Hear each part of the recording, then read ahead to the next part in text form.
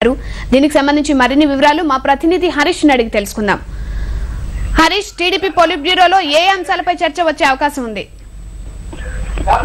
అవునుగా, ఇవాళ schedule time కన్నా దాదాపు గంట సేపు ఆలస్యంగా పొలిట్ బ్యూరో సమావేశం ప్రారంభమవుతుంది. ముఖ్యంగా పొలిట్ బ్యూరో సమావేశంలో నేతలు చెప్పేది ఏంటంటే 5 అంశాల మీద చర్చ జరుగుతుందంటున్నారు.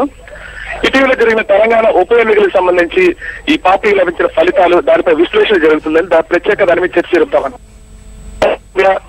ఇప్పటి వరకు జరిగిన మీకోసం యాత్ర 50 రోజులు పూర్తి చేసుకుంది. ఈ యాత్రలో ఎదురైన సమస్యలు, ప్రజాస్పందన, దానికి సంబంధించి పార్టీని మరింత ఏ విధంగా పటిష్టపరచాలి, ప్రస్తుతం సమస్యలు ఏ విధంగా ఎదుర్కోవాలి, ఇక్కడ లభించిన స్పందన దృష్ట్యా పార్టీకి ఏ విధంగా లాభిస్తుంది అన్న అంశంతో పాటు మరో 100 రోజుల పాటు జరిగే యాత్రలను ఏ విధంగా జరపాలి అన్న అంశంపై చర్చ జరుపుతారు. దీంతో పాటు అధికంగా పెరుగుతున్న ధరలను ప్రభుత్వం అదుపు చేయలేకపోవటం, దానికి సంబంధించి ప్రభుత్వంపై ఏ విధంగా దాడి చేయాలి, ఏ విధంగా ఉద్యమించాలి అన్న విషయంపై కూడా సభ్యులందరూ చర్చ అవకాశం ఉంది.